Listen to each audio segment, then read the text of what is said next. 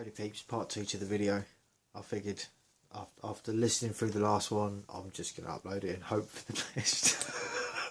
It's that hope thing again. Anyway, so having just listened to it through, and I thought I actually need to talk about the last part of the video that I was mentioning, which is about JD's childhood.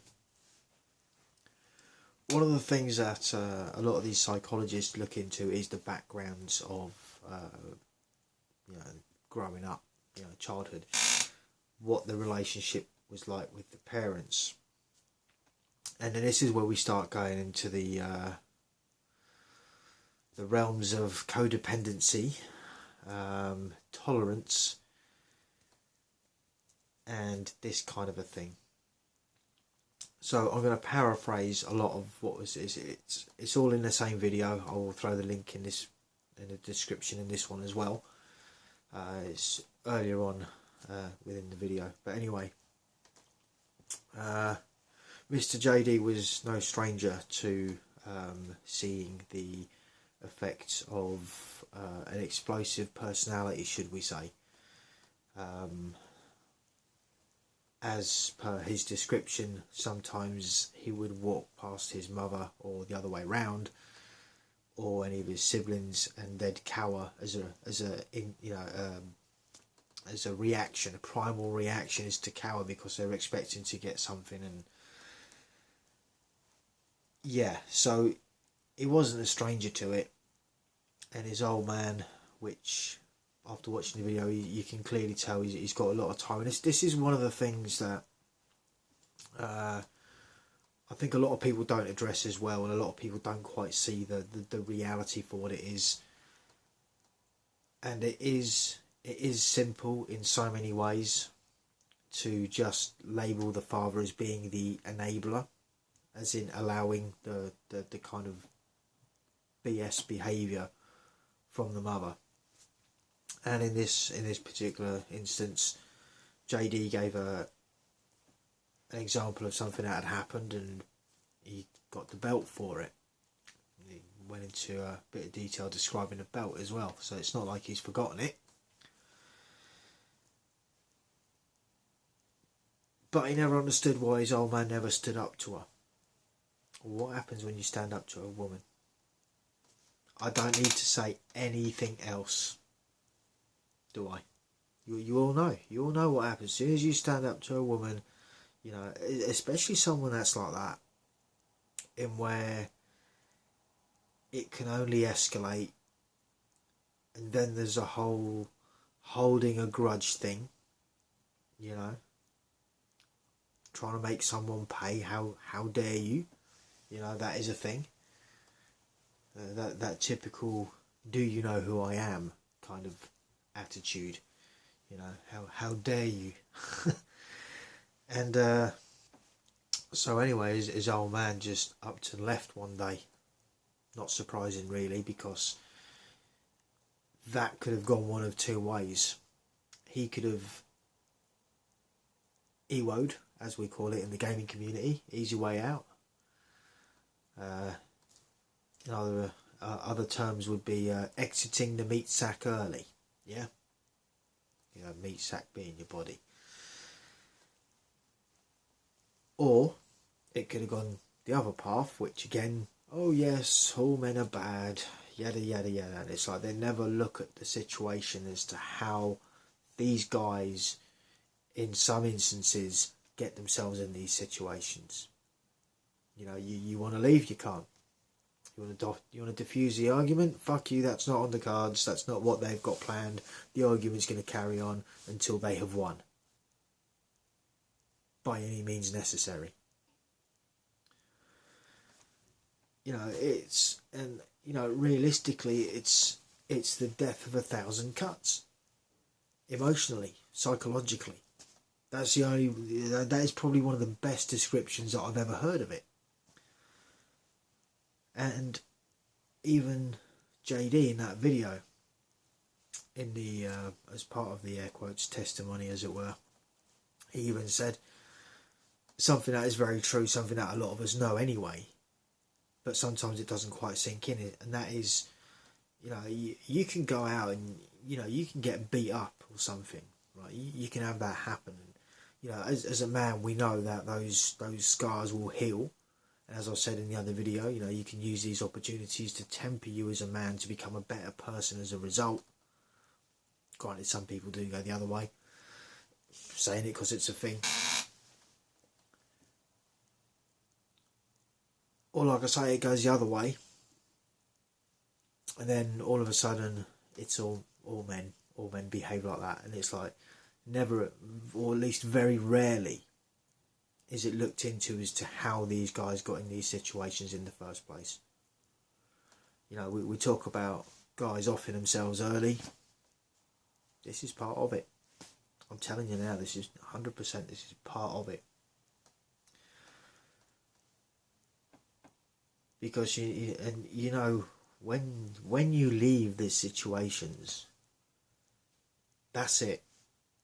There are, you know, it's like a lot of guys have seen two sides of this. They've either walked away because they couldn't deal with the crazy, and they've had to leave the kids with the crazy because they knew that they weren't going to win the court case, which then puts crazy in charge of when that guy can and can't see the kids. And you know, they play all sorts of games, you know, all sorts of games, all the usual one-trick ponies, not turning up on time, not being where they're going to say they're going to be, yada yada yada, all of this, right? And look, this does work on the other from the other perspective as well. There are guys that do behave like that if they have the kids, but for the most part, it's the other way around. And if it is being done, much as I disagree with why it's being done, in my opinion, whereas even the fathers would then weaponise the kids, so to speak, against the mother as a form of punishment for what they have done to them, I can see why.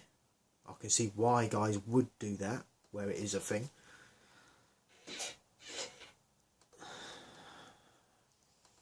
But, you know, realistically, as I've said time and time again, it's only the kids that suffer. Even if you're the best man in the world, as soon as you start playing that game, and you know, even if you want to talk yourself out, oh yeah, you're not weaponising the kids, you are. And then you become as bad as the other. But that's kind of delving off into another whole form of territory, which I don't really want to go into. But it's still relevant and it's still a thing. You know. But this is, you know, like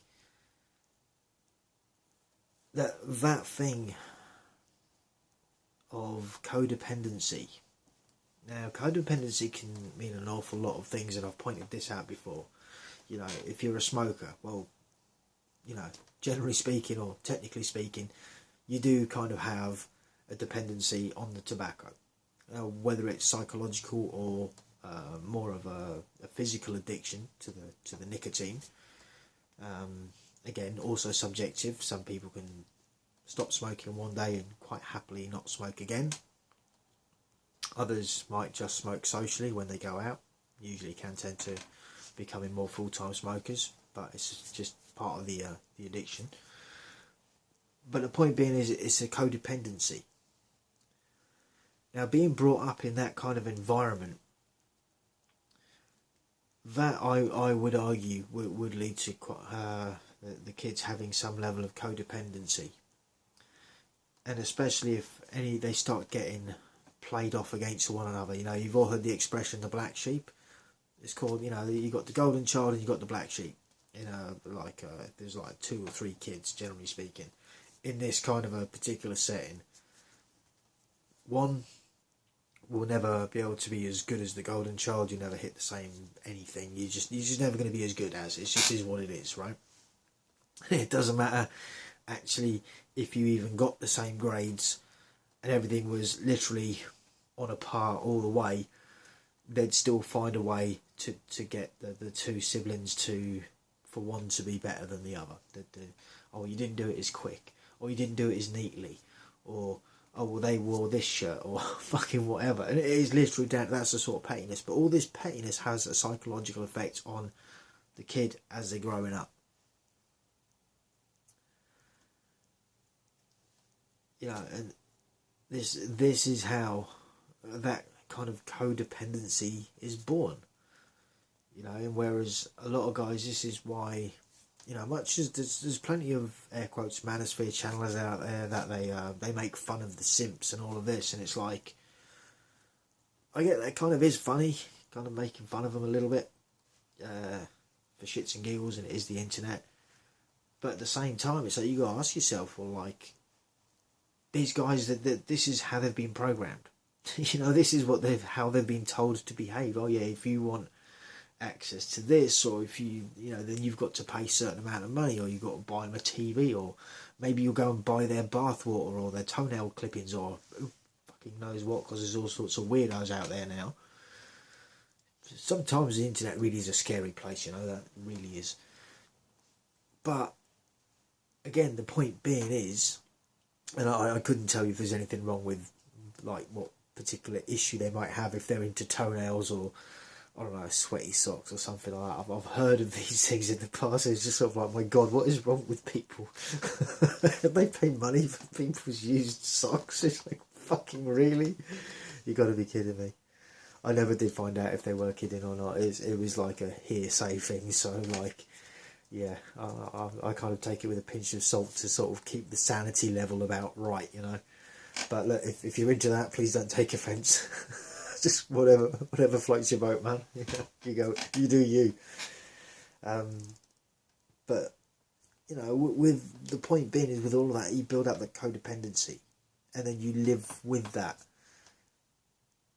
Now, some guys figure out that, well, actually, I'm just being taken for a ride here. You know, it's like I'm giving all this money and I'm paying all these things and I'm getting literally nothing in return. It's like, what do you say? You know, it's like, you can take a horse to water, but you can't make it drink, right? And it is what it is. Should they be made fun of? Well, probably not, but, you know, as soon as you mention if you're a bachelor or anything like that, then all of a sudden you're like some dirty incel. So yeah, make fun of them, fuck it. It's the internet, right? It's what they do, you know. Fun and games, I suppose, for someone.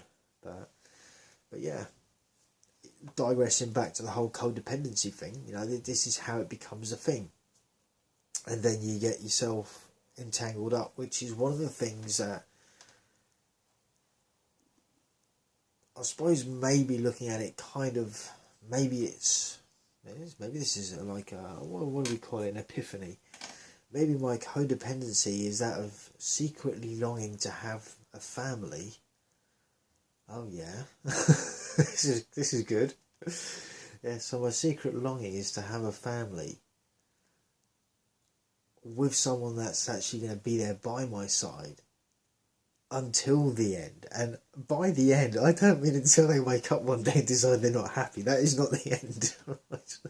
That's, you know, I mean, look, realistically speaking, as a guy, I've had plenty of relationships, so it's like, you know, I can sit here laughing now. I get it. There are plenty of times that a lot of us don't want to sit there and laugh when things do come to an end. I get it, right?